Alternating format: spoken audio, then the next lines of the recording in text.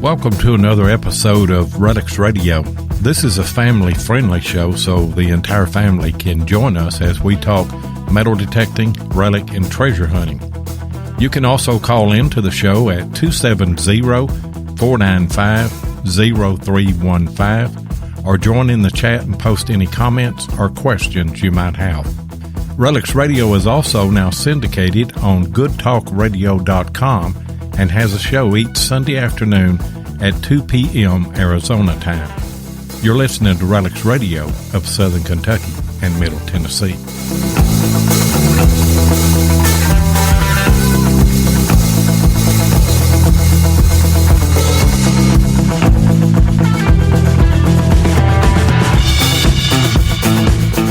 And it is Thursday, and this is the world-famous Relics Radio. Let's see, logged into the proper show on Spreaker? Check. Check the volume control on each computer? Check. Audio cable from the mixing board into the Spreaker computer? Check. The Zoom digital recorder plugged in and on? Check. iPhone charged and the bumper music on and volume up? Check. Check all volume sliders on the mixing board? Check. Do not disturb on my phone? Check. We're ready to go. We are better known as 2.5 Rednecks with a metal detector, and I am your host, Digging with 7. And I am your co-host, Tennessee Jeff. Buddy, you've got a lot of checks there. There's a lot of stuff to go through, I tell you what. And running, just running 2 different shows now. I was running 3 or 4. But running 2 different shows you have to watch, you know. I sure don't want to start out on American Digger and then have to close the show and everybody say, where are they at?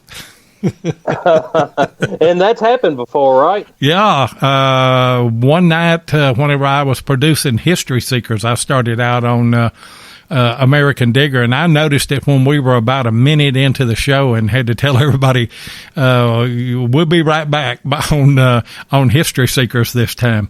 But yeah, there's a lot of things to watch and a lot of knobs and things to turn. Got my new Howl PR40 Mac, but I didn't get a shock mount with it, so I can't use it. I'm still using the Rode Procaster tonight.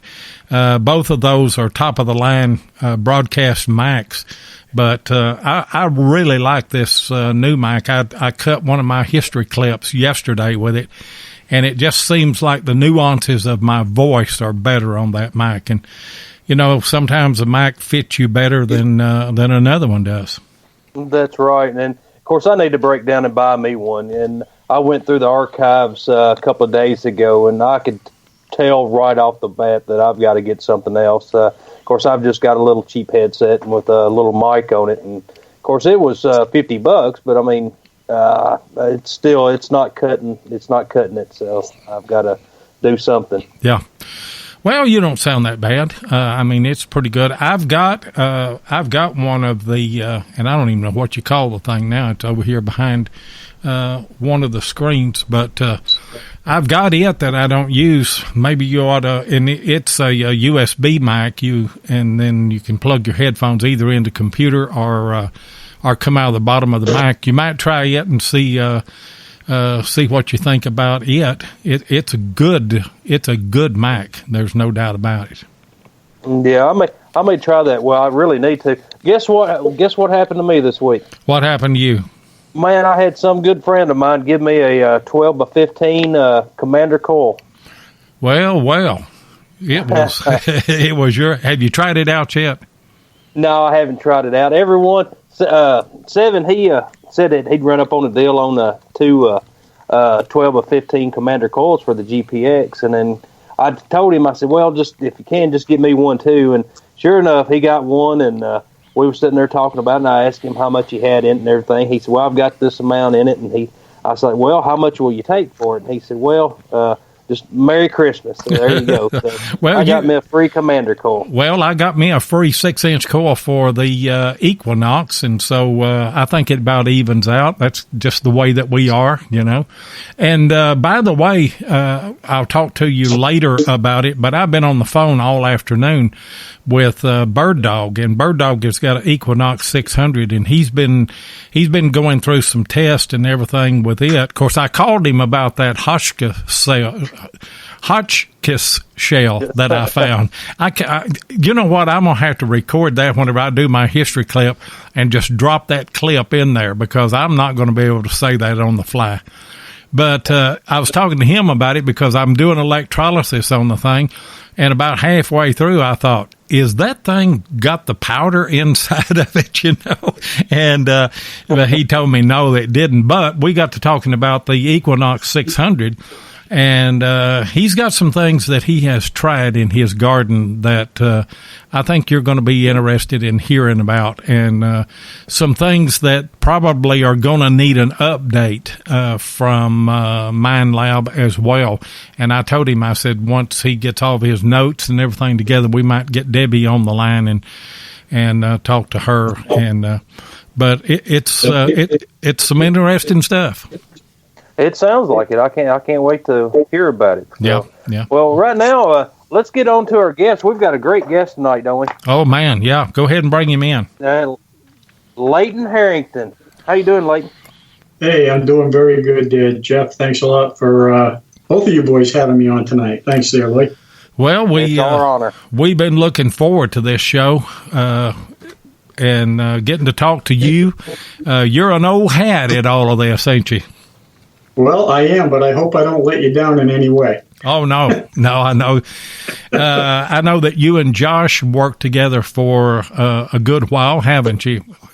Yes, we did. Actually, it started even way before that. I think we both had our share of a couple of other radio stations, too, in between. But, yeah, we go back quite a ways. Yeah, and that's where I got acquainted with you, was listening to Josh's show. And, right. You know, we're all just one big family here. We're not in competition with one another. Josh has helped me out, and I've tried to help him out every chance that I could. But right. What we wanted to start with here tonight is just get a little background on you. How did you get started in this hobby of metal detecting? Well, I got a lot of stories there, Louis. I just want to tell you, and a couple of them are actually true. So which ones do you want me to start with? It doesn't matter to me at all. I got some stories too. I'll go ahead and tell mine. Me and Jeff went duck hunting one time. And every time we'd get our shotguns and get right down there to the water, the ducks would fly, and we could never get a shot at them. And so I come up with this bright idea. I said, "Look at there!" I said, "Right around the pond, those cows are picking grass." And I said, "Those ducks are not at all worried about those cows."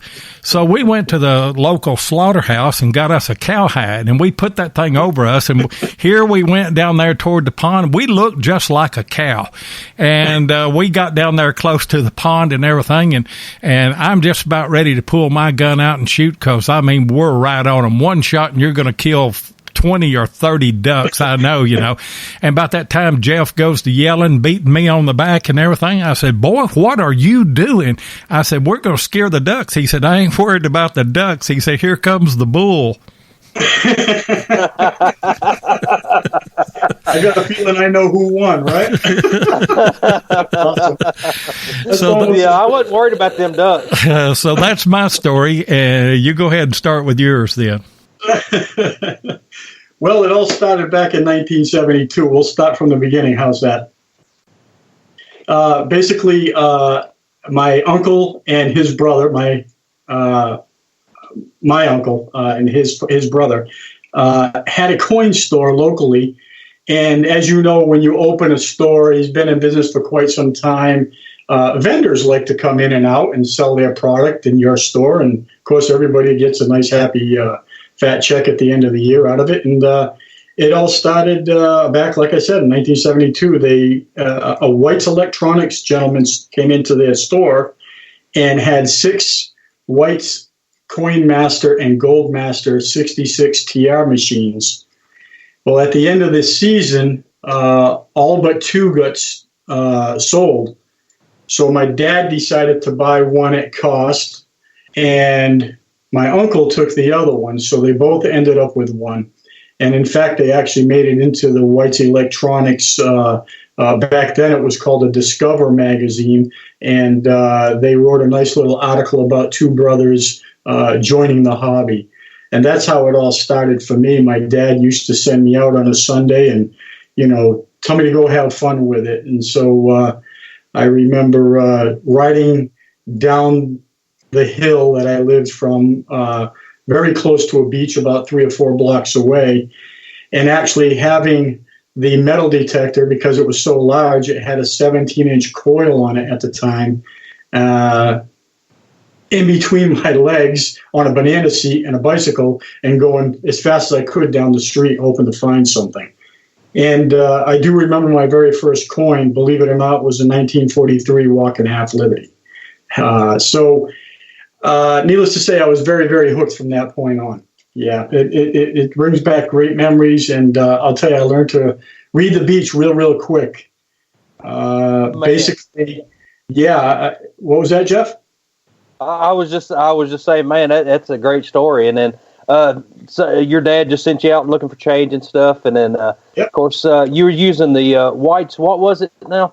66 TR. Yeah, it was an old one. That was the Gold Master, and his brother actually had the Coin Master. They were both the same machine, but I think one actually differed from the other by very, very little. I think one had mineral, and the other one had a switch to go to metal. And we always found it, it worked much better right in the metal mode. So we did very well over the years. Yeah, very, very well. You got to remember, back then, almost everything was virgin.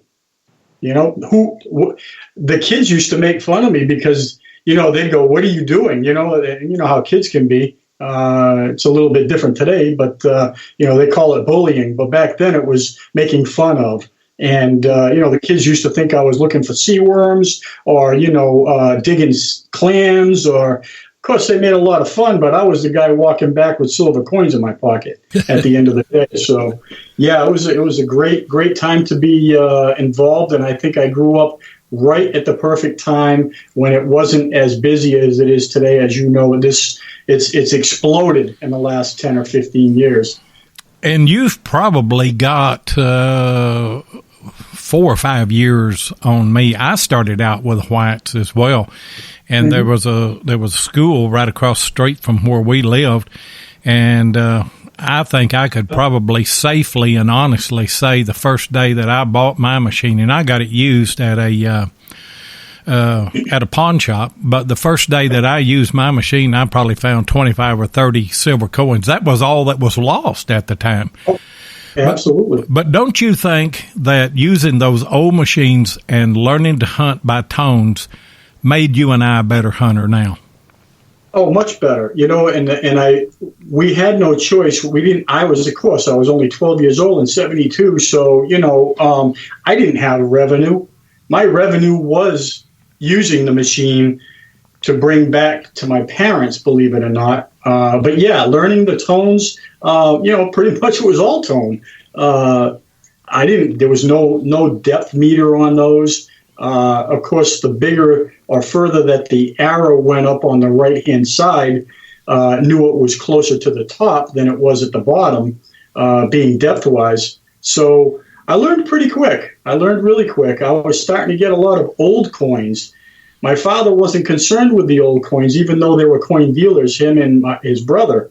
So, but once I started bringing back a lot of Stanton Liberty quarters, Washington quarters, V nickels, Shield nickels, Barber dimes, they started to catch on real quick.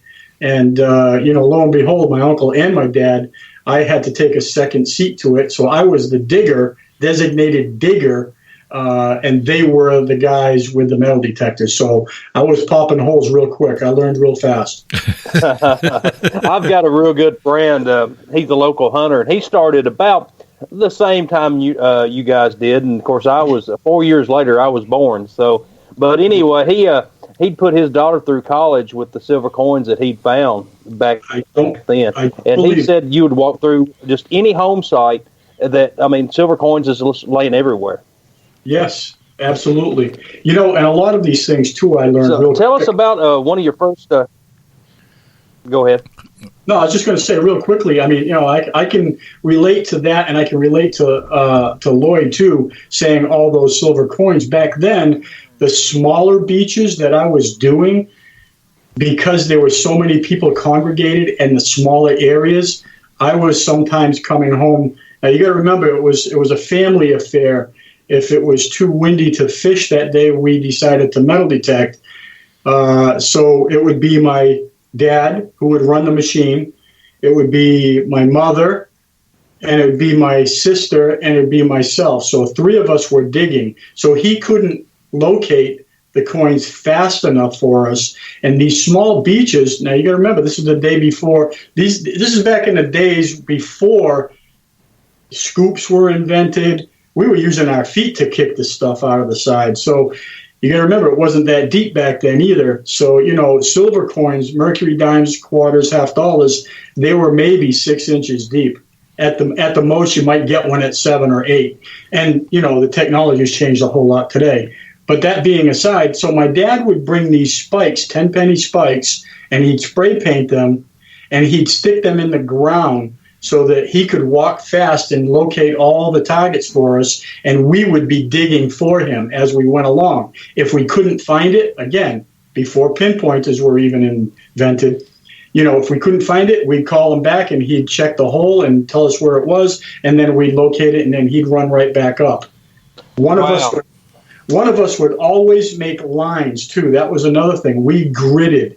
In the sand, it's very easy to grid. So we would make lines 100 feet long and about a 4-foot wide spread. So we just have to, once we did the first 2 initial lines, all we had to do was just keep making one line. One person was always designated to make the lines. And we'd cover quite a lot of area in a day, that's for sure. And to come home with 5, sometimes 10, sometimes even $15 in silver coins was not unusual. It was not unusual.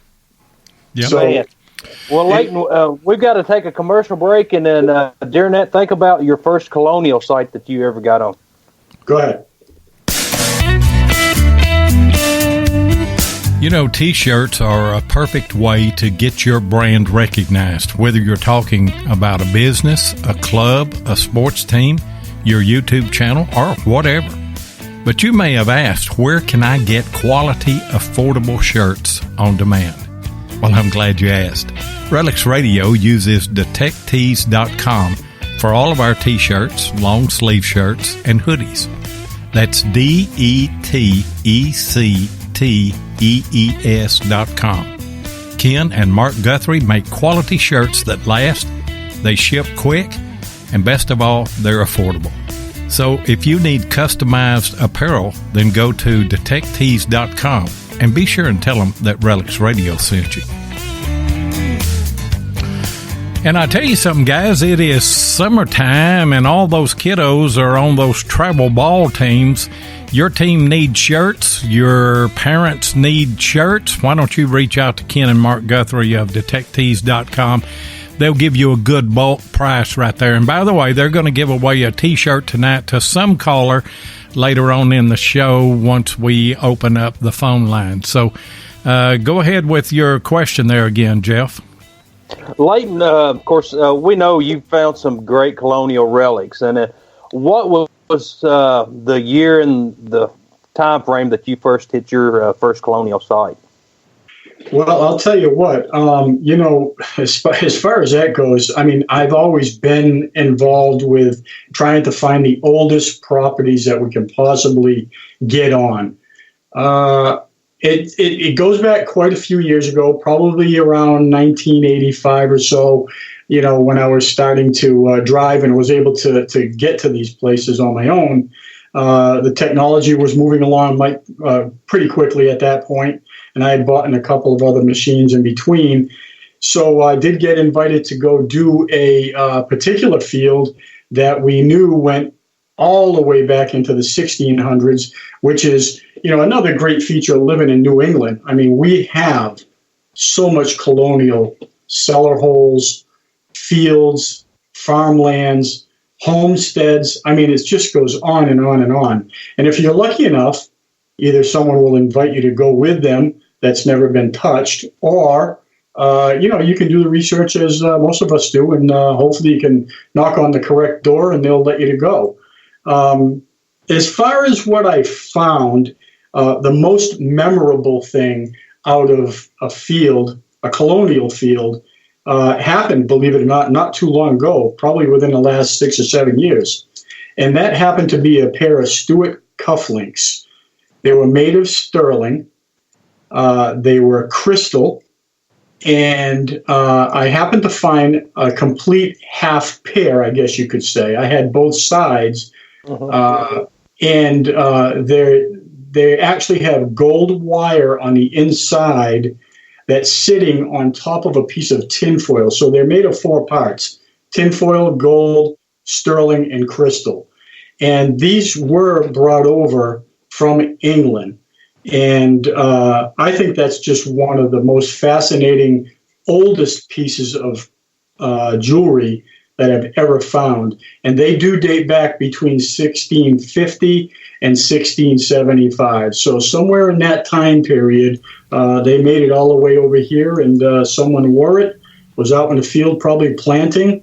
You got to remember, back in the day, they didn't have the machinery that we did. We were talking about the bulls and the cows earlier. Here we had a lot of ox, and, I can just picture someone out there wearing these, and for some reason or another, they ended up in the ground, and I came along a few hundred years later and discovered them. So one of my most prized possessions is that, for sure. I love it. Absolutely love it. That's pretty cool. What types of hunting do you get into, and what machine do you use now? Well, I have 4 different machines, and of course, every machine has its own application. I just recently ended up with a Nocta Amphibio, which I'm still learning. My main go-to machine, Jeff, is the Minelab CTX 3030. I've pretty much conquered that thing.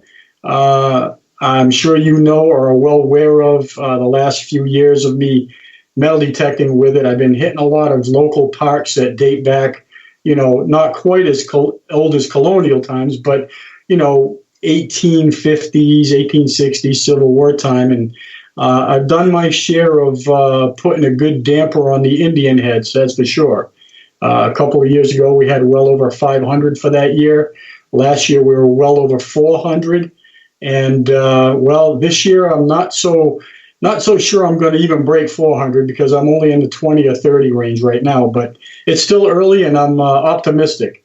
So that's my go-to machine, the Minelab CTX 3030. I do have a Fisher CZ21. It's great for water detecting, because I am a water hunter. And that machine I use in the black sand area that we have. And it's really, really a real deep machine. It seems to want to pick up the smaller chains, maybe little heart pendants, very, very small linked jewelry, earrings. If you want to dig, that's the machine to go to.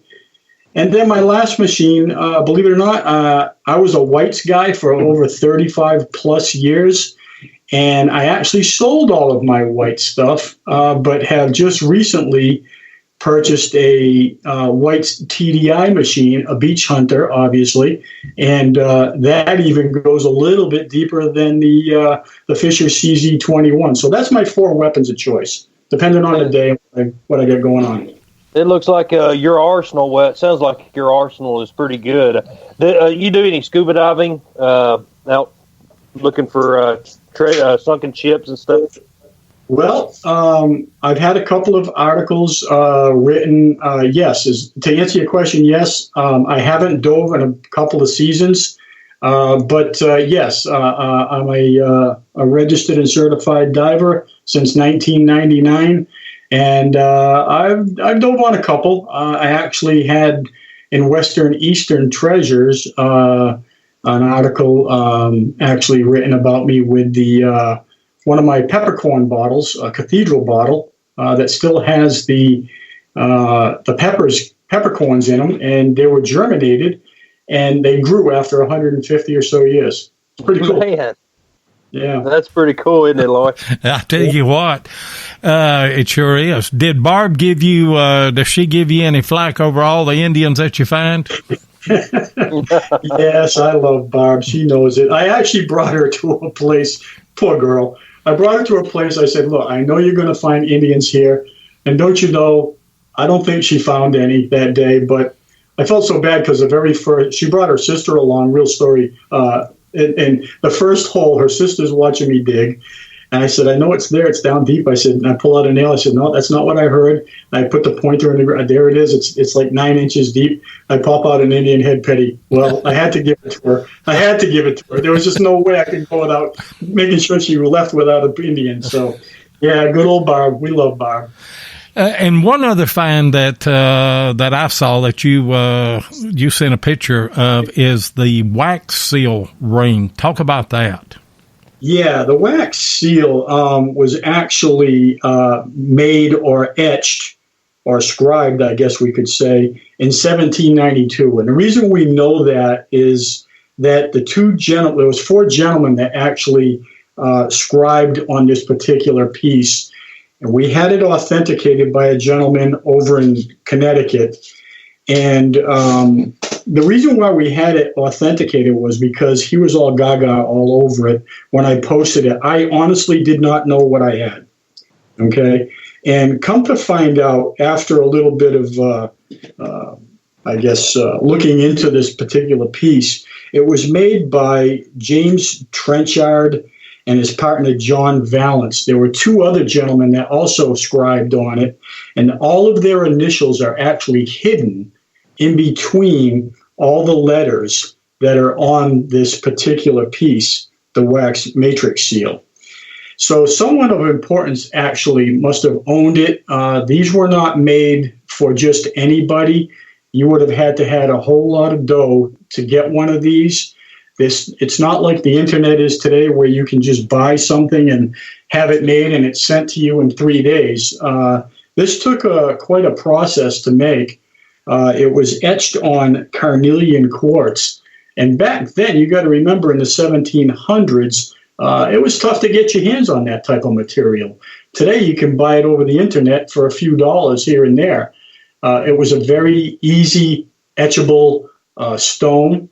And so that made it perfect for everyone to use or work with.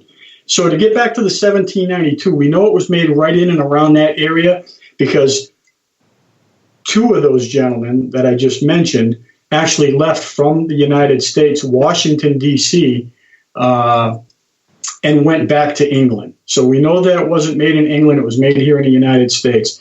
There were records for this particular piece at one time, but when their place, the Historical Society, caught fire, all their records were lost. So we can't really tell who it belonged to. We've done a lot of extensive searching. The closest I can come up with is a first name, not a last name. So, I mean, it could have been anyone's. Unfortunately. So we're still in the midst of, we've kind of put it on the back burner for now, but who knows, maybe in the future we'll find out who it belonged to and why was it where it was. I think the best part about the story, honestly, is the fact that, there was all kinds of hidden messages back then. And, you start getting into the Masonic reasons, the all-seeing eye. That's actually etched into the piece. There's a lot of letters that were still undetermined what the relevance is. But another one is a letter E within the particular quartz, and it's right at the bottom of a flower. And the E back then in the 1700s stood for Emmanuel, and Emmanuel was interpreted to be God. So, again, a lot of hidden messages in this particular piece. I think the best part of the whole story is I brought it back to life. I saved it, and it's got its place in my little museum. And I swore I would go back and back and back until I found the other half of it. And almost a year to the day, I actually found the handle part to it about 15 feet away from the actual seal itself. So they're not married back together, but they are in the same showcase. So I think that's the great part about the story. What an amazing story. And we've got to take another commercial break. But when we come back, I want you to tell our listeners what those seals were used for. If your passion is metal detecting, then you know how much your success is based on the equipment you use. Let my buddy Tim Henderson of Murray Branch Outdoors in Murfreesboro, Tennessee, help you with that. Tim is an authorized dealer of Mine Lab, Garrett, XP-DES, and macro detectors and supplies, and also carries many aftermarket items. Murray Branch Outdoors is not only competitive in their prices, but the service after the sale is second to none. Tim not only sells detectors, he uses them, and so he can answer any question that you might have. Murray Branch Outdoors also deals in used detectors, and he'll take your old detector in on trade when you decide to upgrade. So give Tim Henderson of Murray Branch Outdoors a call at 615-948-4611 or visit his website at www.murraybranchoutdoors.com, and be sure and tell him Relics Radio sent you. And by the way, guys, if you haven't already, go over to the Relics Radio Facebook group page. Murray Branch Outdoors, in cooperation with Note to Macro, is giving away an Amphibio this quarter, which will end at the end of June. You have to go in and just in a short comment, tell us what you like about the Amphibio. We will give you a number, and sometime later this quarter, we're going to draw a number from that. You have to be listening live on the show, and you will have 3 minutes to call in and confirm that, and somebody's going to win an Amphibio. So go ahead, Leighton, and tell us what that seal would have been used for. Yeah, well, let me just give you a little bit more background on that particular seal. First, it was made, like I said, out of carnelian quartz stone. It's gold gilded, and it's over brass, so it's not solid gold, although they did make gold ones. It's the only other one ever seen with the engraver's monograms on them, so it's truly one of a kind, a very historical piece for sure. The GW flowers were all presidential and used exclusively. So, this makes this even more rare. Who knows? The last name is a P, so we're thinking maybe Payne or Parker or Peters. It could have been any one of them guys that were, one of the owners. We're not really sure. It's definitely a significant find, that's for sure. But as far as what they were used for, you got to remember, back then, they were only used for very, very special purposes.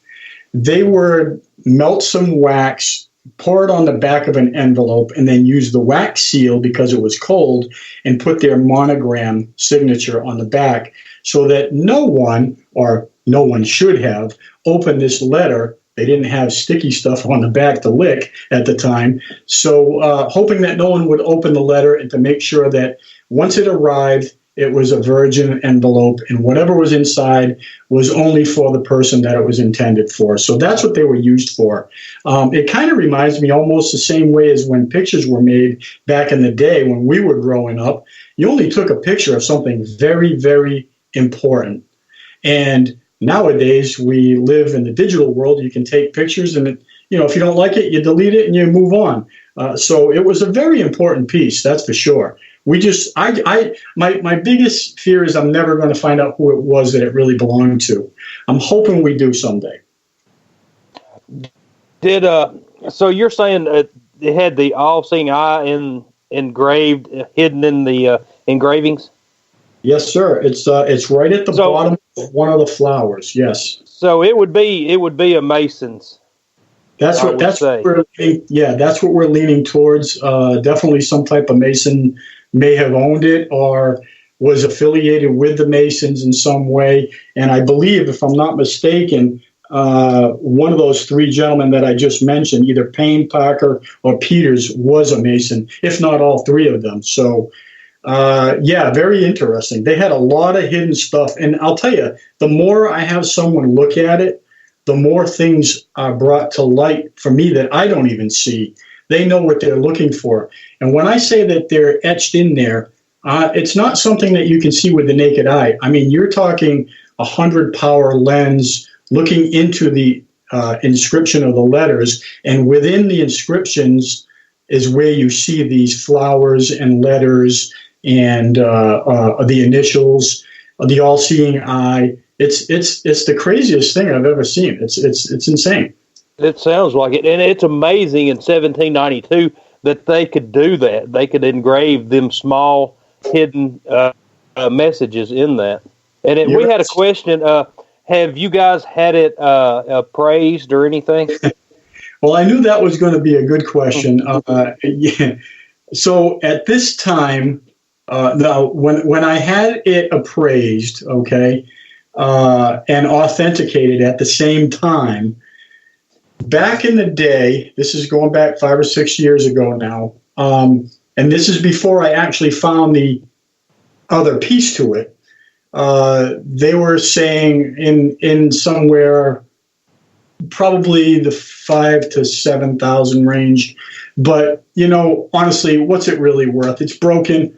It's a historical piece, and that's why we gave it to the local historical society. So we no longer have it. It's on display. So that's the great thing about it. And I think that's right where it should be. I want everybody to enjoy it. And that's right. You can't put a price on history.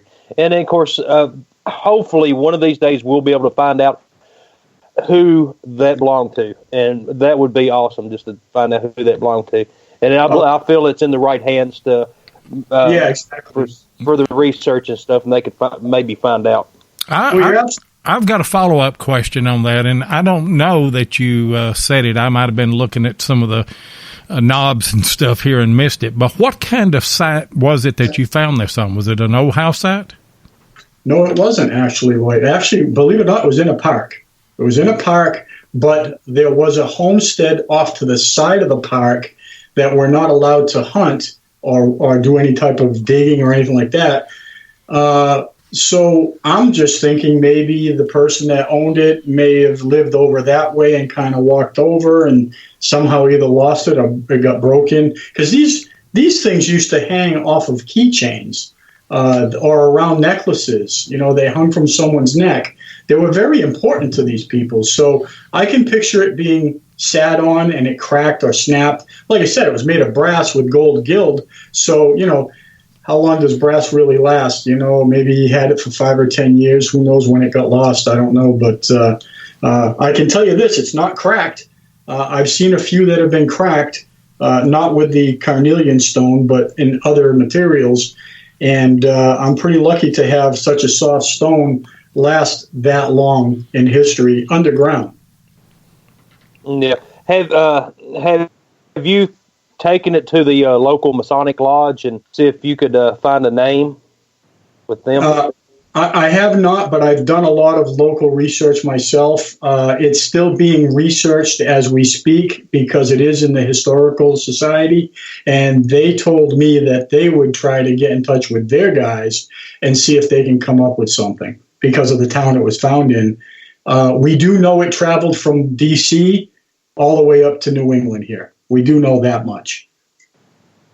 Man, that is a great artifact. I don't know what I would do if I ever found anything like. I would probably be like you at first and really not know what I had. Well, I had no idea, Jeff. Now, here's the thing. Honestly, I thought it was a ring. I thought it was an old antique brooch or a ring, and I threw it in my pouch. And it happened to be raining that day. So I didn't check it out for like 3 or 4 days. It was laying on my desk. And then I waited for it to dry out because I don't like to put brass items under water because they deteriorate too fast. So I just let it dry out, and it sat there for, 2 or 3 weeks. And then finally I decided to post it. And that's when, I was getting hit after hit after hit after hit. And I'm going, what the heck's going on here? So, we ended up, taking it down because we were getting over bombarded with questions, and I didn't have the answers to at that time. So I got a little bit better answers now, but still not the answer that I need personally. I want to know who owned it. That's what I want to know. And for those of you that are interested in seeing this, the promo that we did on Leighton Harrington is on Relics Radio, and we shared that everywhere. But that seal, a picture of that seal is on there, and if you want to, Leighton, you can post it just by itself on Relics Radio for everybody to see. Obviously, that is your best find, is it? One of them. I've got a lot. I've got a lot. I like the Stewart crystals, like I said. Oh, one other thing about this particular piece, too. When you hold it up to the light, you can actually see right through it. So it's just like I said, it's just a beautiful, beautiful piece. I'd love to marry the two pieces back together someday, but I think right now it's very important to leave it as is. Sometimes you do more damage than it is, worth. To me, it gives it a little more, eye appeal. You can get to see it all the way around. If I put it together, then I'd have to place it a certain way inside of a case. So I think in two pieces, that's the way it was meant to be shown, and I think that's the way I'm going to keep it. But yeah, you put it up to the light, sunlight, or artificial light, you can see right through it. It's beautiful. So if that's not your best find, tell us about one of your best finds. Well, that is one of the best, that's for sure. After Sandy, the mini hurricane we had back in 2012, I managed to go with a buddy of mine water hunting, and of course we always hit the shores. We kind of, as bad as it may sound, here in New England, we kind of hope for wind damage. We don't wish anybody well on the beaches, obviously. We don't want no one to get hurt or anything like that, or lose a home, because that happens a lot with erosion here in New England. But we managed to get on a beach in the state of Rhode Island, and we were finding a lot of silver coins that we hadn't seen for years and years. And I was pretty far out, maybe, out to my neck maybe, digging, and I got a low tone, and of course low tone on a CTX is gold. And I was expecting maybe a gold ring or a pull tab, because I find my share of those too. For those who think I only find good stuff, that's not true. We all dig the junk. We got to go through a lot of it to get the good. So I couldn't find it. It kept falling through the scoop. And finally I said, well, geez, I'm going to have to dig quite a clump of mud. And I pulled it right out of the water quick before it could sift through my scoop again. And I walked to the shore, and I plopped it out on the ground. And on the top of the mud was an 1851 C gold $1 coin. Now, it's one of those crazy things. 1851 $1 gold piece will fit through just about any hole in a scoop. They're very, very small. They're not much larger than a trime, if they are even much larger at all. And when I saw it, I had all the guys that we were hunting with come over and see it, because, I had never seen one. It was my first, and it's only been my last gold coin. The thing about the 1851 with a C mint mark, they're very popular. 1851s, you can get them all over the place. But to find one with a Charlotte mint mark is what makes the coin so rare. And that one also made it in best finds of Western Eastern treasure back in 2012. Man, you're in the right area, and then it sounds like, how many days a week do you actually metal detect? Well, when it's hot and heavy and we get a lot of erosion, I'm out there sometimes 2 tides a day. So a good 8 to 12 hours a day, every day in the winter, every day. I always do better in the winter. And the reason for that is our prevailing winds are offshore, so it pulls a lot of sand off of our beaches. Now, that's not the case in the last couple of years, but when we have a lot of nor'easters back to back to back, like, a week after week after week, that's when we start seeing layers and layers and layers of sand gone. And sometimes we can get down 7, 8, 10, 12 feet down more than we're used to. And that's where all these gold items are. That's where all the heaviest pieces are. That's where your $50, your silver reals, all that stuff is there. It's just that it's buried right now. And it kills me to know that we're walking on it on a daily basis without being able to detect it. So we, like I said, not to wish anyone ill, but me as a metal detectorist and a history buff, I cannot wait. When I hear nor'easter, I'm on it. I'm down there. So, I'm watching and paying attention to the cuts. Some rocks that weren't there are now exposed. Some houses, some rocks are as big as houses, is what I was going to say, that sometimes just the tips of them are only showing. Now all of a sudden you go down and now 5 or 6 feet of them are showing. So that tells me that we're getting down to where we need to be. And so you learn to read the beaches, pay attention to your surroundings. And that's the best I can say as far as, getting down on the waterfront. That's the place to be. Hey, guys, we need to take another commercial break, and we'll be right back.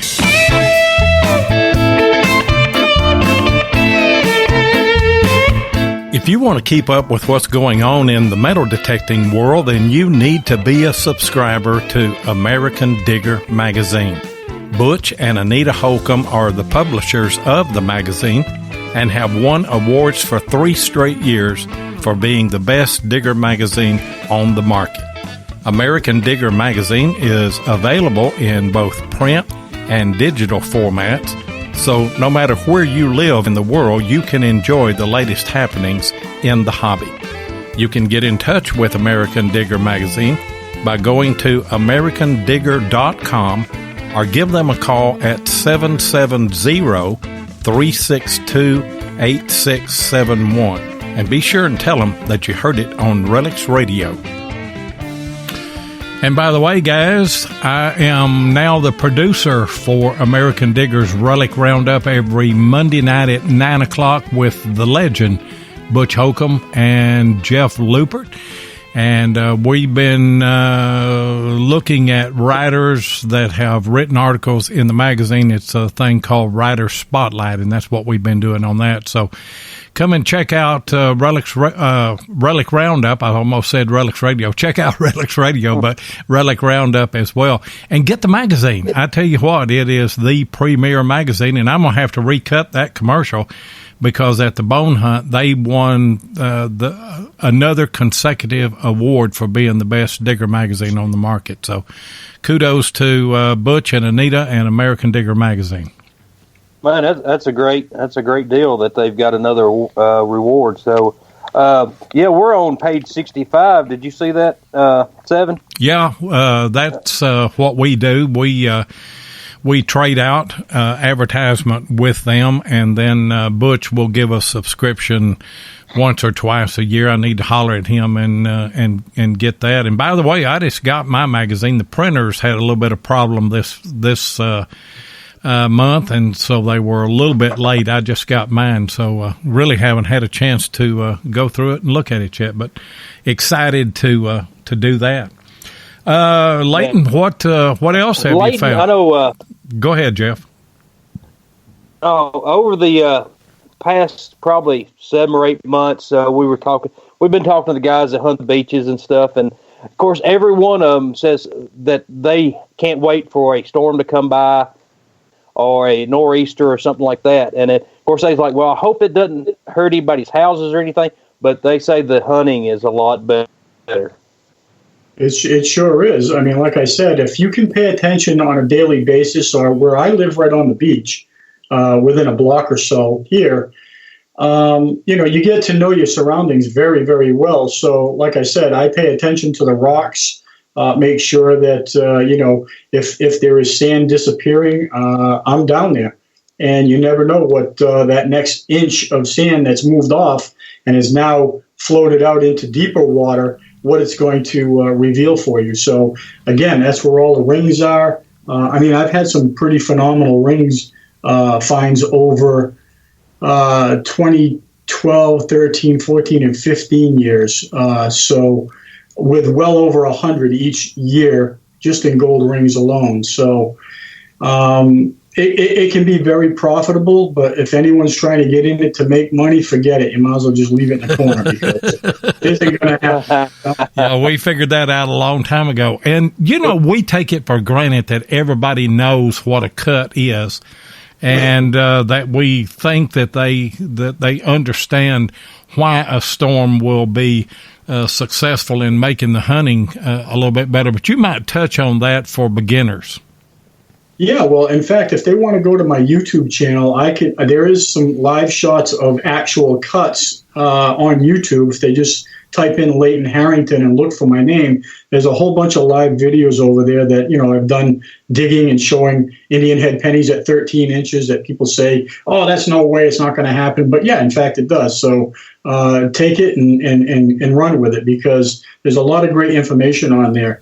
A cut, to me, and it might vary to other people. A wash is one thing when you get a rainstorm and it creates a little valley area that lets you get down maybe an inch or two. But a cut, to me, is something that's like a foot or 2 or 3 or 4 even feet difference than what it normally is on the beach. And that's created by a storm surge. When you get pounding waves, and as you know, I'm sure you've all seen it, look at the New England coast and, look at it's getting battered again in January and February with a nor'easter.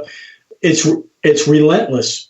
Every single wave, every 1.5 to 2 seconds that are 12 and 15 and 18 feet high are beating the coastline. So you do that for a storm that's been lingering for 24 or 36 hours, and then you get a repeated storm, another week later. It demolishes houses. It makes them look like splinters. Unfortunately, that's part of living on the coast here. The other part is guys like me take that and use that to their advantage. It sweeps tons and tons and tons of sand away from the beach. And it can only go so far once it gets to the clay or the bedrock, I guess it might be a better term. And it leaves these big, huge rocks or boulders. And when I say rocks, I'm talking basketball-sized rocks that you have to dig through in order to get to the coin or relic or, rings or whatever it is that's underneath the coil at that time. It's a lot of work. And you just don't go down there. And although it does happen on occasion, you find them on top. I just recently found a cut about 2 months ago. I walked down on the beach, turned on my machine, and I looked down on the ground. There was a gold ring standing right on top of these rocks. There were smaller rocks, maybe baseball-sized rocks, but no doubt it was a cut, and it was in an area that what created that cut was not a nor'easter. Believe it or not, an old log, a tree limb, had washed up, and when it kept coming in and out, we get 4 tides a day, it created like a little valley in back when the water was going out to the sea, and it went down about 3 feet in back of this particular log. It wasn't a very big area, so these are the things that you have to pay attention to in order to reap the rewards and learn the areas. And what happens is when the water goes out or recedes, it creates a valley in back of these big, long tree limbs or logs and creates the cut for me. So, again, only a few items in that cut, but there was a gold ring laying right on top. Anyone could have found it, not just me. Leighton, in your area, we had a question, Woody Jones. Do you have to have any permits or anything to hunt the beach where you're at? In the summertime, it's off limits, and the reason being is believe it or not, the state has taken over even out into the water areas that are swimmable. So to answer your question about a permit, there are some towns that are now issuing permits. Check with your local park department, town hall, city hall. they'll be able to tell you who's in charge of each park, believe it or not, and then you can apply for it. They usually issue it to you right away. Some places are off limits. That's just the nature of the beast sometimes. But, we all hate to hear the word no, but I guess it's for all good reason, I guess. Back in the day, in the 70s and 80s, it wasn't as popular. And, now unfortunately, we're in a time where everything's so politically correct that people feel like you're disturbing what might be a natural park or a historical park. Well, if that's the case, everything's historical as far as I'm concerned. The whole United States is historical. Mm-hmm. But, you have to abide by the law, and that's just the way it is. Sometimes you're granted it, sometimes you're not. I do have a few different permits for different towns. So as far as the water goes, no, not really, not to my knowledge. I don't think there is any permits in Mass that I know of. I know Rhode Island does issue some permits for water hunting, yeah. Hey, guys, we're going to open up the phone lines. You may want to call in and ask Leighton a question that we haven't asked, but it is 270-495-0315, and Jeff has put it in the chat there, so call in. And by the way, we're going to give a T-shirt to a caller tonight, courtesy of detectives.com, Ken and Mark Guthrie. So go ahead, Jeff. And it never fails. The parts of the beaches that are off limits are the ones that has the old galleon or anything that sank right off the shore. So, and I've noticed that down at the Treasure Coast. Yeah, well, yeah, that's exactly it. It's the same thing here. There's actually a particular wreck here on Cape Cod. It's called the Witter. I don't know if you've ever heard of it or not, but a very, very... Blackbeard's? Yeah, that was Black Sam Bellamy. Blackbeard's. Yep. Yeah, Black Sam Bellamy actually was the commander-in-chief of that one, and he died when it wrecked. They never found anything to him that I know of. That's the only documented pirate ship ever found in the whole world. That's the only one so far. There has been other pirate ships, but I don't know if they've actually put a name to them. So I know there's been a couple off of North and South Carolina, but yeah, the Witter is on a national seashore, which is off limits too, because of it being a national seashore. And Barry Clifford, who found the ship back in '85, I believe it was, has the exclusive rights for 3 miles in either direction. So he's got a good 6-mile trek on either side, and he's still pulling a lot of Cape Cod booty off of that thing. Man, that'd be great. That sounds about like the fishers down at the Treasure Coast. But we, of course, a lot of people here in the chat, they don't realize that you're a charter boat captain. Can you imagine being over one of your good fishing spots and it actually be a old pirate ship, or be millions of dollars worth of gold right up under your boat? Oh man, stop that, will you, Jeff? Now you're going to make me want to jump. Yeah, hey, listen, it could very well be, but again, like I said, here when I'm fishing a wreck, it's usually, I have fished on some wooden wrecks, and we do very, very well. And it could be. Who knows how old these wrecks are? Most of the wrecks on my navigational maps are relatively new. And when I say new, to me, 100 years old is still fairly new. Old to me would be the colonial stuff, 16, 17, 1800s, that type of stuff. So, yeah, who knows? Who knows? You never know what's down there, right? And I'm sure there's tons of them that have been not even discovered yet. Thousands of them. I believe it was Carl Fismer he was talking about. They found a wooden shipwreck, and then I can't remember where it was at, and it had tons of fishing hooks where people got hung up in the wood part of it. So. Yeah, that doesn't surprise me. Yeah, Carl and I are pretty good friends. In fact, when he was down at the show there, we talked quite a bit. We actually had him here at my house when he did our treasure show a few years ago, and boy, he's got a lot of stories, I'll tell you. Great guy. He really is. I met him down at the Central Florida metal detecting the seated hunt. And of course, I'm sorry I didn't meet you there. I knew you were there, but it was so many people there. It was hard to get around to everyone.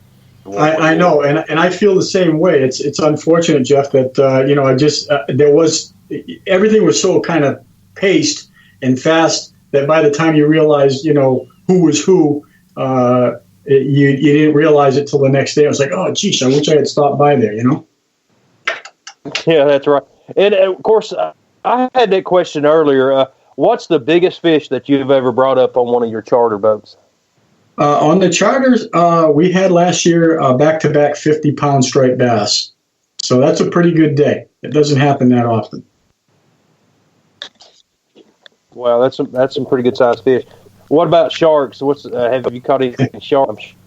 Well, we used to blue shark fish back in the 80s. They're a fun animal to catch, very dangerous. Their teeth are exactly razor sharp, just like they say. Got some good stories and bad stories about that, but we'll stick to the good stories. The good stories is that you can catch them. They do get like 15 feet long, and they're a nasty predator. But they're all there for a reason. They're great scavengers. When a dead whale happens to come up, they'll eat the carcass, and it's not there for very long, so they take their meal out of it, and it's down the chain, right? So everything's there for a purpose. We do catch sharks still, but mostly what we call dogfish or spiny dogfish. They don't get much larger than 3.5 to 4 feet long. Occasionally you might get one a little bigger, but that's pushing it. That's pretty good size, and they're called sand sharks for a reason. They do live on the sand, and believe it or not, I know this may sound funny to you guys, but if you were to turn them over and held their head and their tail at the same time, you could actually sand wood with it. That's how rough their skin is. So yeah, it's quite an animal to see. And Mark Hoover was asked what's the most fish that you've ever caught on a trip? Oh, Jesus. Well, I'll do it by pounds. We've caught in upwards of 1,000 pounds of fish on a trip. Goodness gracious. Yeah. On one trip? Oh, yeah. Yeah. Man. Yeah, it's when the fishing's good, it's good. When it's bad, like August, that's the dog days of summer. The water is just too warm. These fish move out to a cooler area, or they'll further north up towards Canada, Vancouver. Up towards Canada, over in that area, Yarmouth Port, up that way. So they tend to follow the streamline, and they use that to their advantage. And I know, of course, I told you that I've also got a charter boat captain's license and used to guide quite a bit on Dale Hollow Lake that straddles Kentucky and Tennessee. And you always have some stories that you can tell about people that you've taken out. Can you think of one right offhand that's funny? Well, yeah, I had a charter, I got a couple actually, but one, I'll start with this one. This is a pretty funny one, actually. I had a charter, it was 2 women, 2 guys, and I told them that, mysteriously we have balloon fish, and they had never heard of that. I'm not sure if you gentlemen have ever heard of them, but they're better known as blowfish. But ours, growing up, we kind of gave them a little nickname as balloonfish. And when you catch them, their defense mechanism is to swallow air, and they puff up. And depending on the size of the fish itself, and they can get up to about a pound, not much bigger than that, 1.25 pounds or so, they make a pretty good sized balloon. So the joke part of it is that, the girls actually ended up catching a couple that day. And I said, you've got a balloonfish. And, a couple hours had gone by and they'd forgotten all about it. I said, but watch out, he's going to blow up on you and you won't be able to get him off the hook. And sure enough, that's exactly what they did. And they make a grunting noise like a sea robin or sculpin would. And when they exhale, when you take them off the hook and throw them in the water, how can I put this gently? They sound like they're expelling gas. Would that be a good way of putting it? Yeah, that sounds good. It's funny as hell. So, of course, that was the biggest joke. And when you throw them, because their belly blows up, when you throw them in the water, when they feel the water on their back, they exhale, and that's when the funny noise starts, and then they swim to the bottom. Well, the girls thought that was the most hilarious thing they had ever saw or heard. And then, of course, we've got our sea robins that when we catch them, they bark like a dog. They sound just like a dog. It's not very loud, but it's loud enough that where you go, what the heck was that noise? That type of thing. And they do walk. They have little feet and legs. I've got, again, on my YouTube channel, you'll see the sharks, you'll see the balloonfish, and you'll see the dogfish, and you'll see all these kind of exotic-looking fish that we have up here in New England. And one of them is the sea robin, and I think I have that on video of him barking. So if you folks want to take a look at my YouTube channel, again, it's Leighton Harrington, and zoom through all the videos, and you'll see a lot of fish pictures, that's for sure. Talking about those fish that blow up and then exhale and make the noise. Ohio Relic Hunter said that's not funny. He said I do the same thing, as do we all, Bill. Part of nature, yeah, that's part of nature, I believe. The dirtiest thing I've ever seen out deep sea fishing. We were going along, probably cruising at maybe 25 knots or something like that, and all of a sudden this fish comes up right next to the boat and then was flying through the air, and I was like, well, what's that? And that's the first one I'd ever seen, a flying fish. And I mean, I thought that was the coolest thing. Then I got to notice that there was a bunch of them. When you would drive by, they would just jump out of the wake and then fly, and then it was pretty cool watching them. Yeah, they are a very interesting fish. We don't get them up this way because the Gulf Stream is a little bit too far away, although I have found some dead ones, like September, October, towards the end of the year. So I don't know if they just got blown in our area. I don't know if they were alive when they reached here and then just died, but I have found them over the years. Not many, but a few. But those are more popular down towards the Caribbean, or even down towards where the ballyhoo are, towards Florida area. So yeah, they're pretty cool looking fish. Yeah, and somebody had the bright idea of like having a like we dove hunt here, and then they was like, well, let's go fish hunting, and then of course you drive by and use a shotgun to shoot the fish and then go get them. But of course we never did. But I was going to say, how do you retrieve them? Get a dogfish? I have plenty of those. And Ohio Relic Hunter put in the Asian carp. I've seen people drive down the river in a boat in those Asian carp. That's dangerous, I tell you. Yeah, that's got to be an interesting day. I can imagine. I know I have a few friends there, like I was saying earlier, where you were mentioning, Chris and Becky down there in Missouri. They've got a lot of those Asian carp down that way. Just insanely dangerous. Man, that'll kill you, that kind of stuff. I'm good with that. Yeah. Yeah, you get a 20-pound fish jumping up and knocking you out of the boat. That would be pretty rough. Yeah, right. And we've got Chris Hamsoff and his wife Becky in the chat. Yeah, that's right. Yeah. And you had an opportunity to go down and hunt with them a little over a year ago, didn't you? I certainly did, and boy, I'll tell you, I never had such a great time. We certainly did laugh a lot, that's for sure. It's always good to be invited to somewhere where you've never hunted before. Knowledge is king, right, Loy, Jeff? And it's the more you learn, you always put that to your advantage on the next hunt. But I held my own. Chris and Becky brought me to a really great place, and I had a ball. In fact, one of my nicer finds, it was, although broken, it was a spur, and Mike, Becky and Chris's friend actually had the other part of it, and I didn't realize it until I'd gotten home. So I thought that was pretty cool that we both have a piece of the spur, and I think next time I come down, I might give the other half to to Mike since he found the first half of it before I did. So I think I'll return it home where it belongs. Chris Heimsoff said that you smoked them down there. Well, I don't know about smoking them, but I held my own. Let's put it that way. And you don't get to, you don't have very much Civil War sites in your area, do you?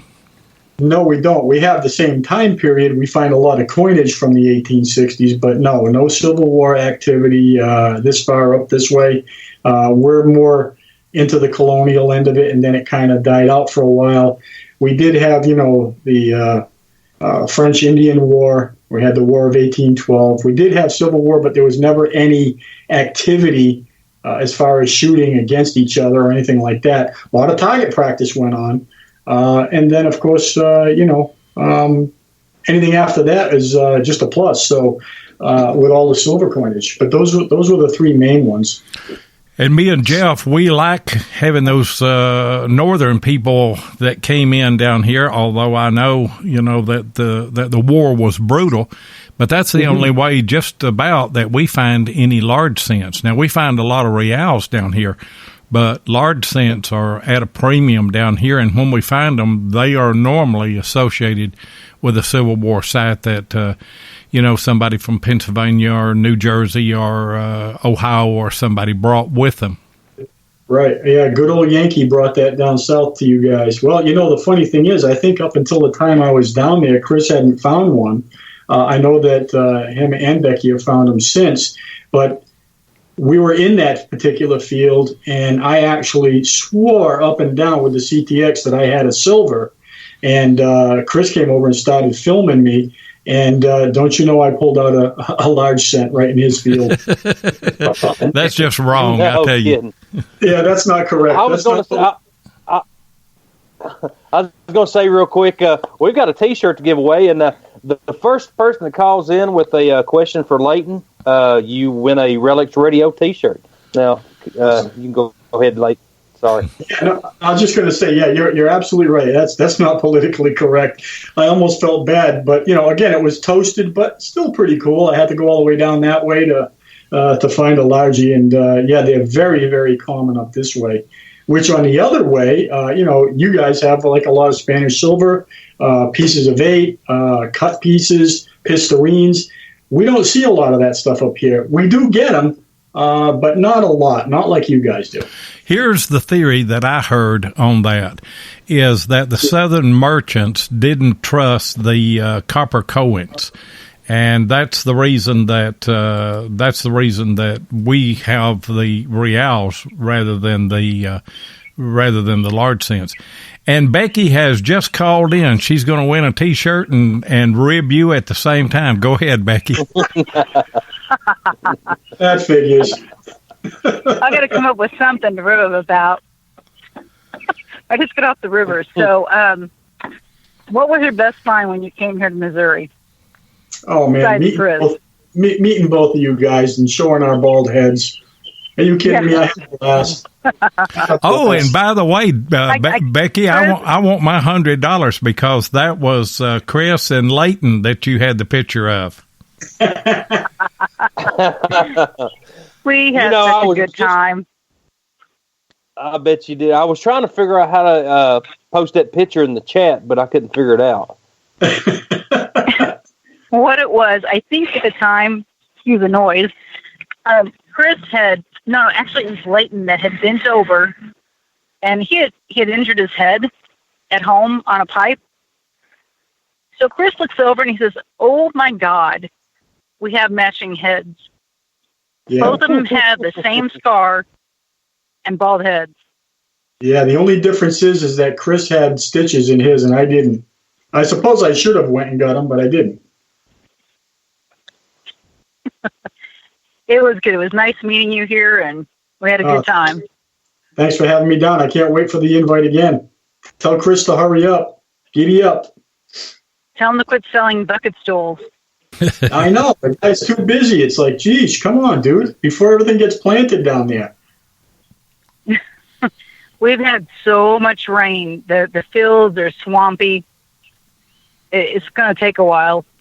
Yeah. Well, it'll all subside eventually. When you guys get back out there, I haven't seen anything from you, and I haven't seen anything from Chris in a long time, so looking forward to seeing your posts.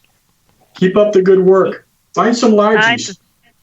I think me and Mike are going to start hooking up and going out since Chris is too busy.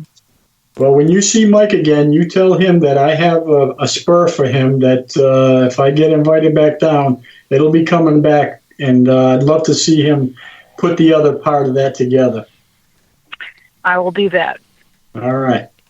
Thanks for calling, Becky. Hey, Becky, send us your information, your shirt size, and your address and everything, and we will get you a Relics Radio T-shirt out in the mail. Ken and Mark Guthrie with DetecTees.com, courtesy of them, okay? I will do that, but I can tell you that I don't have your $100. Oh, okay. I'll tell you what I'll do. We'll all meet up and come over there and hunt with you and Chris, and maybe get Leighton to come down. That'd be a good group to hunt. That'd be a ball. Sounds like a good time. Yeah. Can't wait. But we appreciate the call. Thank you. All right. Thanks for calling in. And the phone lines are still open if you want to call in. You're not going to get a shirt. You waited too long, but you can call in anyway if you've got a question for Leighton. Hey, I got a Barb at. Oh, hey, don't stop bringing her into it. No, I need Barb. She's my backup. Yeah, okay. Barb would. I've seen you finally got up under. Go ahead, Lloyd. I was just going to say Barb would call in and complain about Leighton finding 400 and 500 Indian head pennies. Oh, yeah. Yeah, well, I guess they eluded her for such a long time that she felt a little deprived. I know why they eluded her. I was finding them all. What the heck? Yeah.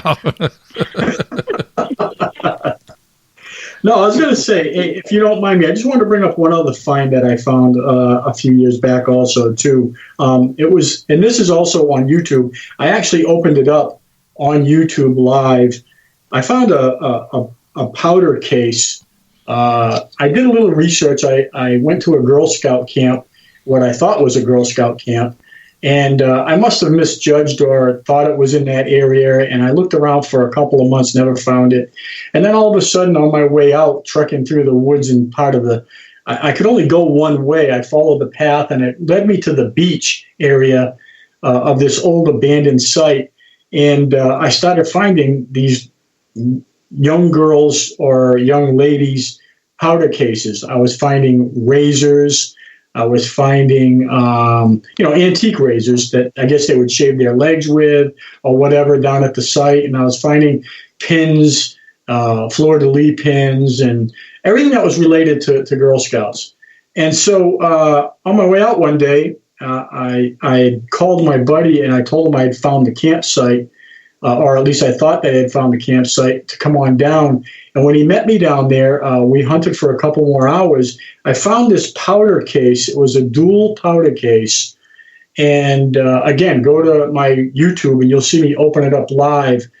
It was caked with mud. And when I opened it up, inside was the two little powder puff pieces still there. It had a cracked mirror. The backing of the mirror had washed away many years ago.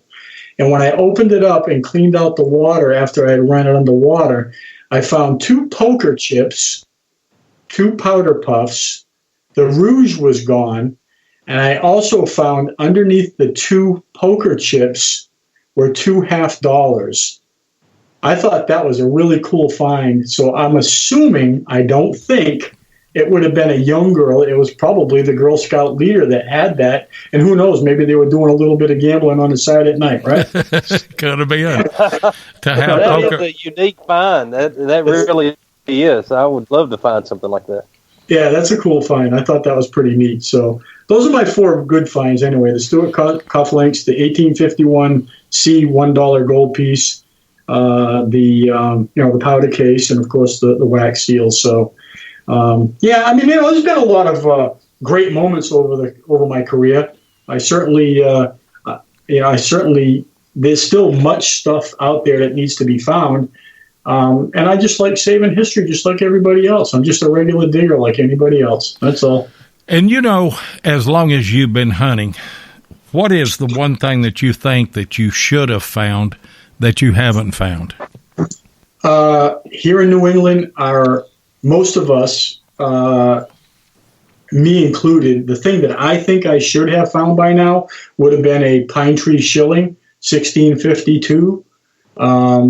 They made them, from a halfpence, 3 pence, 2 pence, 6 pence, 7 pence, and a 12 pence, I believe. I have not found one. Or a New England shilling. I have not found one yet. And I've done my share. I found a lot of reals. Last year I had 5 reals. I just cannot find one. I don't know. If you don't go over it, you don't find it, right? It's the way it is. That's the way it is. Have you found some of the GW buttons? I've never found a GW button either. No, I have not. I can't say that I have. I've got a couple of buttons that are folded over that appear like they might be, but, again, I can't say if I don't know. So I don't think that they are. One gentleman told me in our club that he believes that it might be a GW, but I never had that claim to fame because, again, I'd rather be more accurate than not, and I'm not going to claim something that's not true. So, yeah, Leighton, how many rings do you have? And do you still have them all that you found?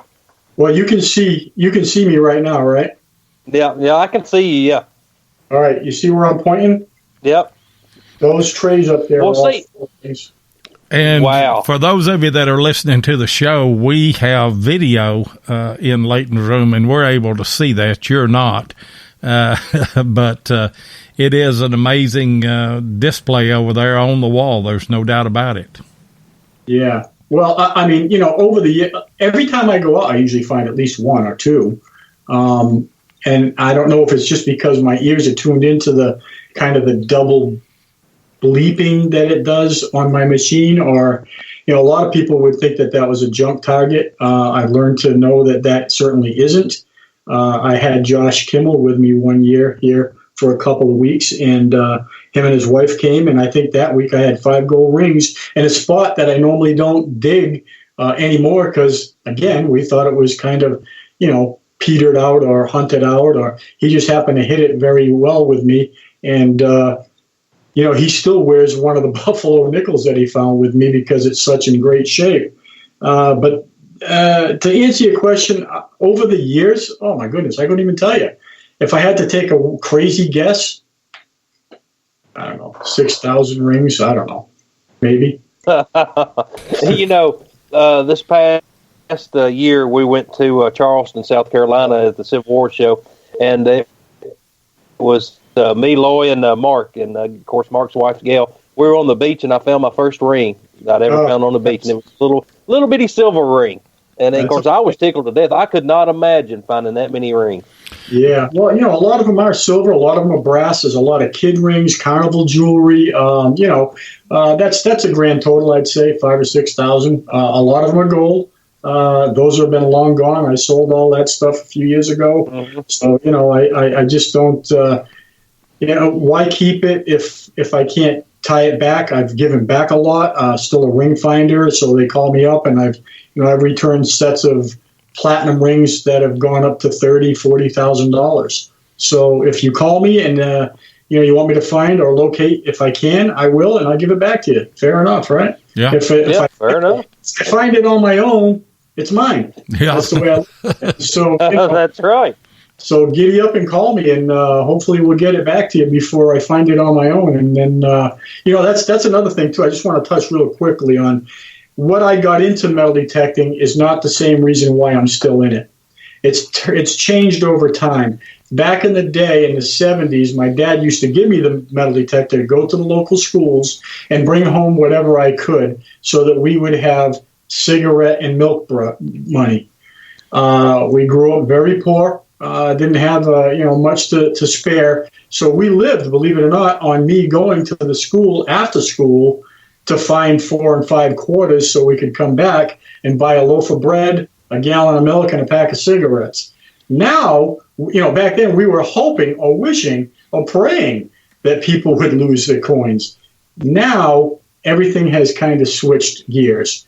Now I'm into it for either returning the rings or possibly finding that nice piece of jewelry like from the 1600s being a relic or something like that. So my thoughts, the process, the technology, everything's come to full circle now for me. I used to be a lone wolf. I never used to go anywhere with anybody for 30 plus years, 35 plus years. I was stuck on one machine, and I've kind of opened my eyes to looking at everything in a different, kind of like the old cliche saying is look from a different angle, or look outside the box a little bit. So I've gotten involved with hunting more with other people and sharing what I know about the hobby, and what I don't know is knowledge to me. So I'm trying to pass some of that stuff on nowadays. Do you still enjoy, though? I mean, I was the same way until Loy and I started hunting together. I was always hunting by myself. Do you still enjoy going out and hunting by yourself every now and then?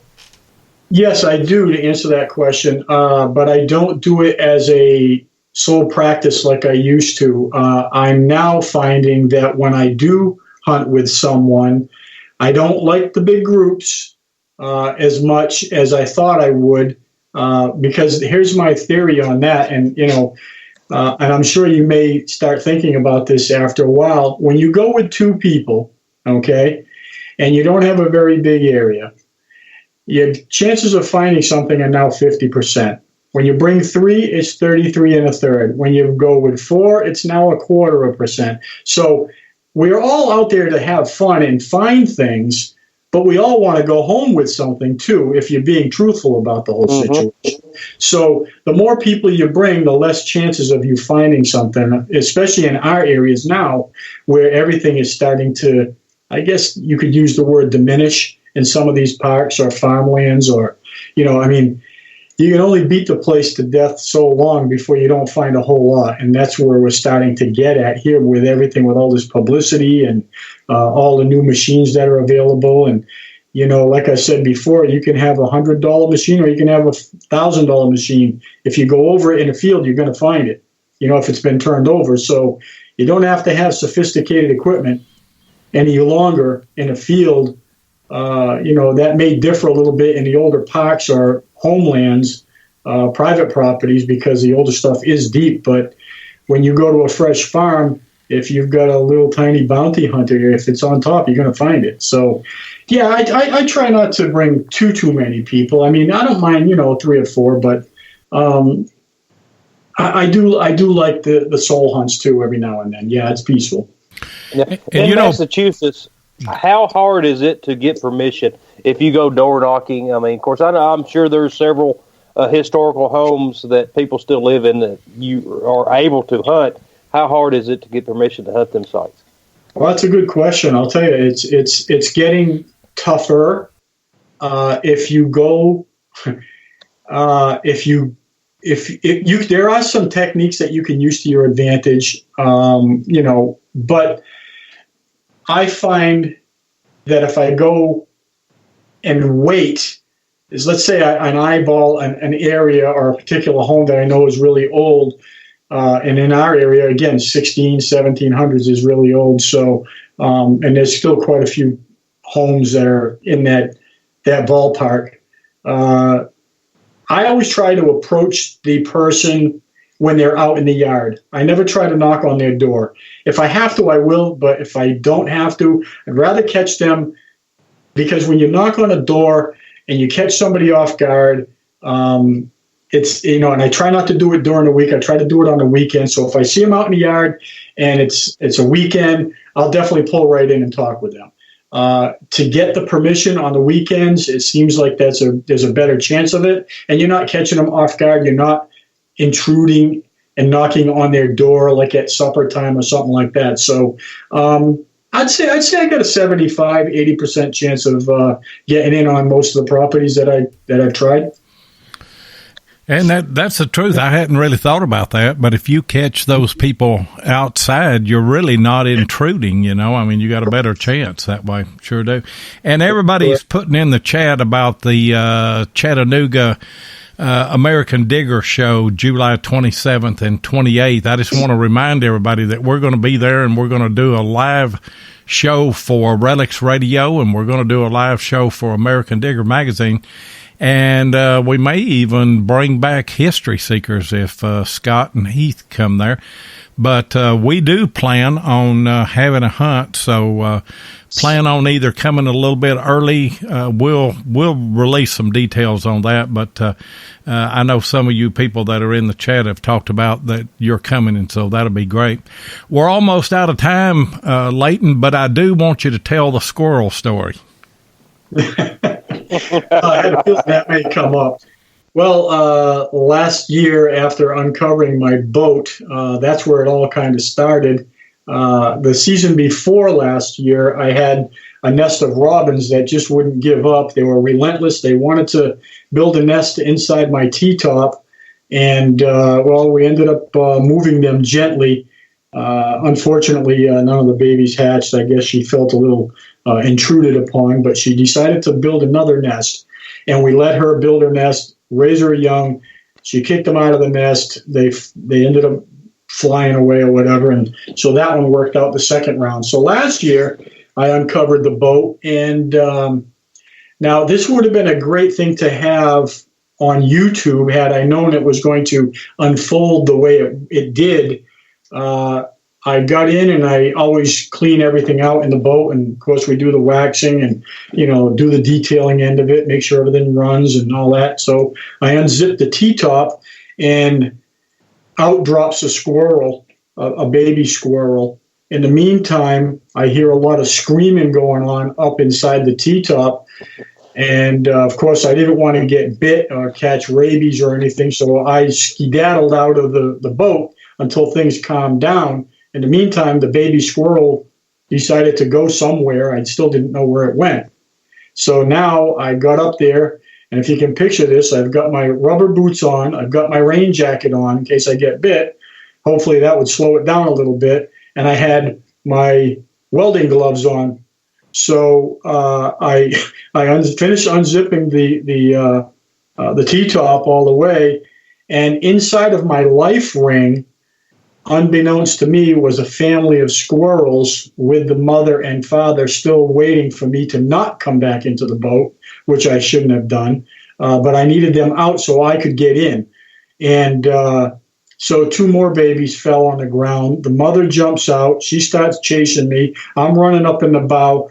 The old man starts screaming and squawking. He's trying to grab one of the babies. And so it was quite a fiasco. I jumped. Now, you got to remember, my boat's on a trailer, and I've got it pitched up with the bow so that the water drains out of it in the winter. And I jumped down about 11 and a half feet. So it was quite an instance. So unbeknownst to me, they had been eating my life preservers, which, by the way, cost about $130 a whack. They had so nicely eaten two of them and made the nest inside the life ring. So they thought it was very convenient that I put that up there for them to make their new hotel. So now in the meantime, I'm out of the boat. I know the old man's gone. The mother's in there still trying to grab the other one of the other babies, because the old man had grabbed one. So they took off with two, and I still can't find the third one. So I had a great notion to get myself a 15-foot squeegee out of my shed and get on a ladder and do it from the outside of the boat on the port side. So I could hear him screaming to his mother, and the mother starts to run down the fence, jumps from the fence. It was now all of a sudden Rocky Squirrel flying, and jumps on my motor, jumps up the handle, up on the squeegee, and starts running at me. So now, of course, here I go again. I jump off the ladder, throw the squeegee, and now I'm waiting for things to calm down. So again, I wish I had had this all in video. I go at it again. I get the squeegee. I found the baby. The baby was up underneath the gunnel, and I had to actually grab it with my glove. But in the meantime, it started to try to bite me. So, of course, I got scared, and I put it on the ground inside my boat instead of throwing it out of the boat, which is what I was trying to intend to do. Anyway, the mother finally came flying back in the boat and grabbed the particular squirrel. And yeah, she wasn't very happy with me. Let's put it that way. They had to relocate, I guess, and I've got a whole crap load of squirrels around, so I'm sure they all survived. But yeah, they thought it was very nice of me to make a nice little hotel for them. That's the story. You know, the squirrels, they're never ending around here. I don't know if you're invaded with them, but man, I'll tell you, I must have 6 or 7 families of them around here now. I went to the lake. I went to the lake one time in the early spring after the winter, and a cat had got up in my boat and had kittens up in there. Oh, and I could hear this meowing. We're already on the lake, you know, and I look in one of the cabinets and up under the front end there, and there's there's a whole bunch of baby cats in there. By the time I got home, Mama Cat was beside herself, I tell you.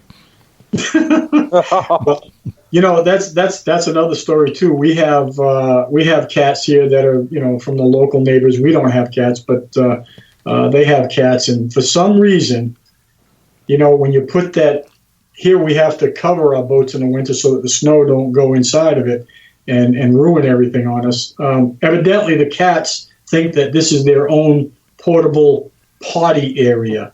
And that doesn't make for a very happy camper captain when he opens up the boat for the springtime. So, yeah, we're not. You know, there's little paw prints everywhere, and you know, a little poop here and there that's petrified, and so yeah, it can become an issue.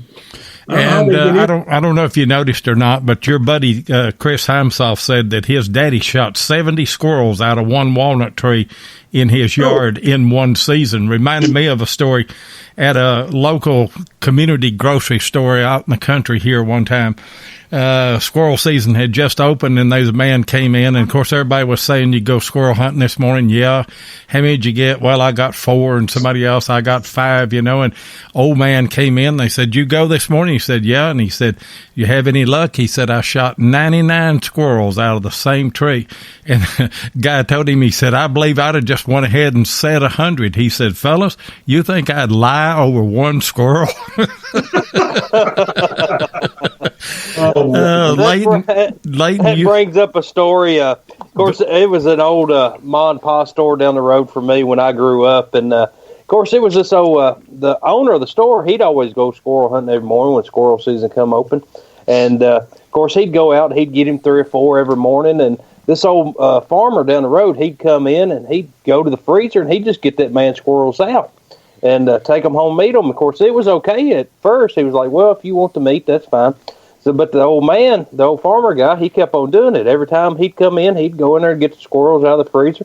So there was old Mama Cat out back, and she had some little kittens, and about the size of a squirrel.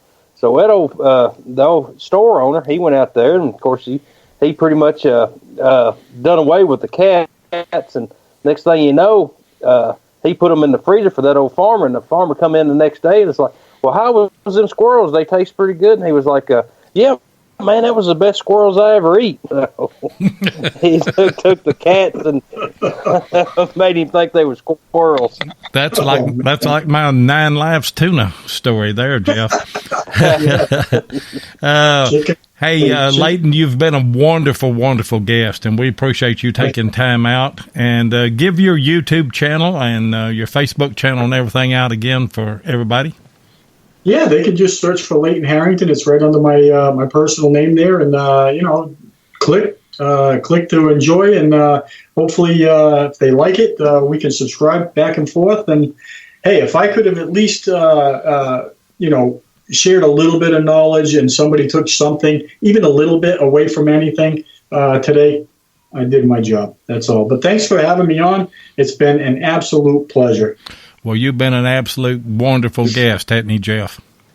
He sure has. We really appreciate it, Leighton, and appreciate the caller we had. And Becky, we really appreciate you calling in. Appreciate everybody in the chat, and just hanging with us, and then we really appreciate it. And I'll go ahead and close the show out. You guys hang on the line, and I'll be there in just a moment.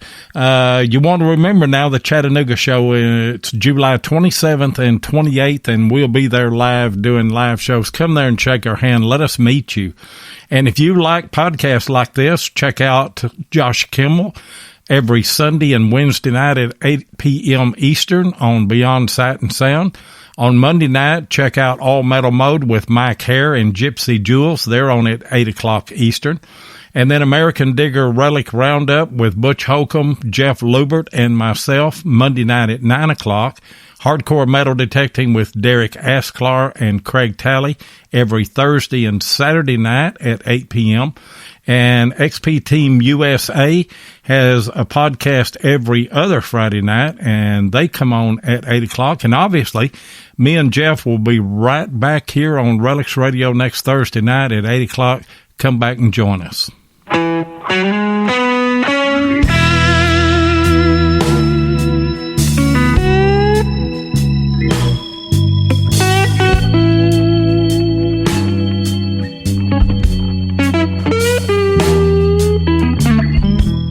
Thank you so much for joining us on Relics Radio. We really do appreciate it. Be sure and join us live each Thursday night at 7 o'clock Central Time, 8 o'clock Eastern here on Spreaker. Or you can catch the archive show at Relics Radio on Spreaker, iHeartRadio, iTunes, and many other podcast outlets. Relics Radio is also syndicated on GoodTalkRadio.com and has a show each Sunday afternoon at 2 p.m. Arizona time. Please take a minute and hit the like button, and be sure and follow us so that you'll get notifications of all of our upcoming broadcasts. You can also find us on YouTube at Digging with Seven or Tennessee Jeff, or you can check us out on our Relics Radio Facebook group page or Adventures in History on Facebook. If you'd like to get in touch with us, then send an email to relicsradio@outlook.com. We'd love to hear from you. We hope you'll join us for our next episode, and until then, get out there and dig some history.